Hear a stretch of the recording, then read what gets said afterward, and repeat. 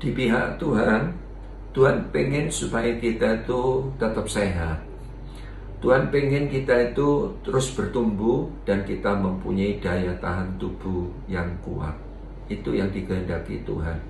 Jadi itu sebabnya di pihak Tuhan, Tuhan juga mengingatkan supaya saudara dan saya melaksanakan protokol kerajaan surga. Dengan tujuan apa? Supaya setiap saudara dan saya jangan sampai kita itu terpapar virus, supaya hidup saudara dan saya itu sehat. Itu sebabnya kita akan belajar kebenaran firman Tuhan, bagaimana untuk melaksanakan protokol kerajaan surga. Hal yang perlu kita lakukan setelah kita terima Yesus sebagai Tuhan dan Juru Selamat, apa yang harus kita kerjakan supaya saudara dan saya sungguh-sungguh dapat melaksanakan protokol kerajaan surga ini secara tepat dan benar. Saya akan bacakan di dalam 1 Samuel 16 ayat yang ke-7. Demikianlah firman Tuhan. Tetapi berfirmanlah Tuhan kepada Samuel, janganlah pandang parasnya atau perawakannya yang tinggi, sebab aku telah menolaknya. Bukan yang dilihat manusia yang dilihat Allah. Manusia melihat apa yang di depan mata, tetapi Tuhan melihat hati. Nah, jadi dari ayat ini sering ditafsirkan yang penting itu hati. Bahkan Alkitab itu bilang, Amsal 4 ayat 23, ya, jagalah hatimu sebab dari situlah terpancar kehidupan. Ada banyak orang yang mengatakan ya bahwa yang penting itu hati. Tetapi saya mau katakan ya, hanya hati saja itu tidak cukup, saudara.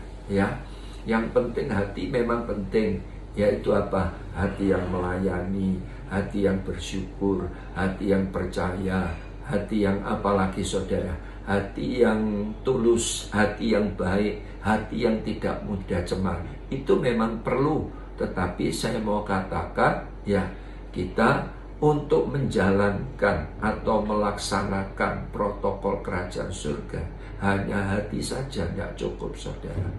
Yang artinya apa, saudara?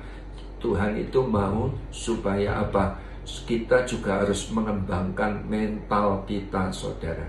Mental kita itu harus semakin baik, apalagi iman kita itu harus semakin teguh. Amin. Wawasan kita itu juga harus berkembang, ya. Terus apa? Komitmen kita juga harus semakin ya sungguh-sungguh teguh. Nah, itu yang Tuhan kehendaki. Hanya hati saja tidak cukup, saudara. Jadi harus disertai apa? Harus disertai mental, iman, wawasan, dan komitmen. Itu penting sekali, ya. Mental, iman, wawasan, komitmen yang berkembang itu sangat perlu, ya. Jadi perlu apa, saudara? Perlu proses. Contoh di dalam kehidupan Daud, ya. Pada waktu Daud itu diurapi menjadi raja, pada waktu dia diurapi umur 17 tahun, dia tidak langsung menjadi raja, saudara. Dia diproses 13 tahun. Supaya apa? Sungguh-sungguh Daud itu menjadi ya dipersiapkan menjadi raja yang baik, saudara, melalui proses. Itu sebabnya Alkitab kan katakan di dalam Yesaya 48 ayat 10 sampai dengan 11 dikatakan, sesungguhnya aku telah memurnikan engkau, namun bukan seperti perak. Aku akan menguji engkau dalam dapur kesengsaraan. Aku akan melakukannya. Ya, oleh karena aku, masakan namaku akan dinajiskan. Aku tidak akan memberikan kemuliaan kepada yang lain. Jelas dari ayat ini, ya, sudut pandang Tuhan untuk kehidupan itu proses, saudara. Jadi berbicara tentang mental, iman, wawasan, komitmen yang berkembang, itu perlu proses. Kalau kita lihat kehidupan Daud pun sebelum dia jadi raja, dia menghadapi liku-liku hidup dengan masalah-masalah yang sangat besar. Daud harus pada waktu dia mengembalakan kambing domba, pada waktu kambing domba ini tadi diserang beruang, diserang singa, Daud harus melawan dengan tangan kosong. Betul tidak, saudara?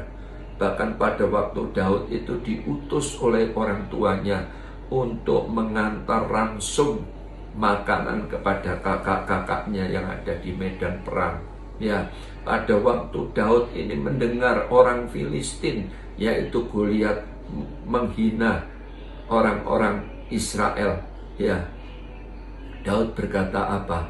Engkau maju dengan tombak, pedang, dan lembing, tetapi aku maju membawa nama Tuhan. Hebat, luar biasa, saudara. Ya, apalagi menghadapi liku-liku hidup yang sangat menyakitkan. Ya, Daud pun sampai dikejar-kejar akan dibunuh oleh Saul. Ya, dengan rakyat dia pernah ditolak, dengan anaknya sendiri Absalom dia juga ditolak. Nah, ini butuh proses, saudara.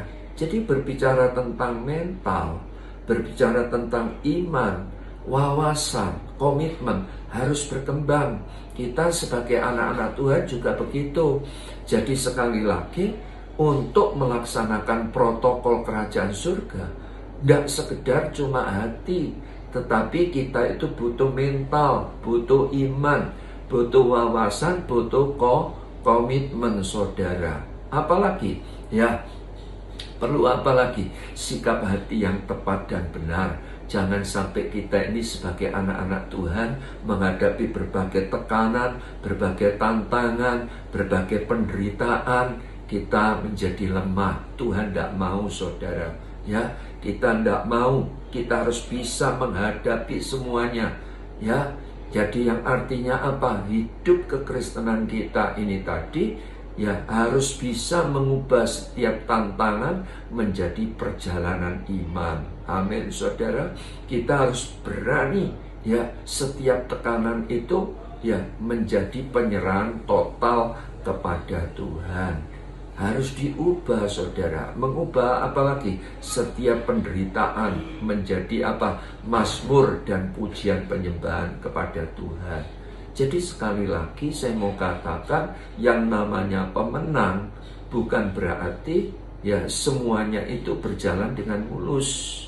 Bukan berarti tidak ada tantangan. Yang namanya pemenang yang sesungguhnya adalah orang-orang yang berani maju sekalipun menghadapi tantangan, mungkin ya, ejekan, hinaan, cercaan, apalagi sekalipun kita gagal, harus bangkit kembali. Amin, saudara. Bahkan pemenang yang sesungguhnya adalah orang yang mampu merubah kondisi sekitar kita itu menjadi batu loncatan untuk meraih apa? Untuk meraih kemenangan total. Jadi sekali lagi Tuhan ingatkan, ya, ternyata untuk melaksanakan protokol kerajaan surga tidak cukup hati, tetapi harus disertai apa? Disertai mental, iman, wawasan, dan komitmen yang berkembang. Tuhan Yesus memberkati. Amin.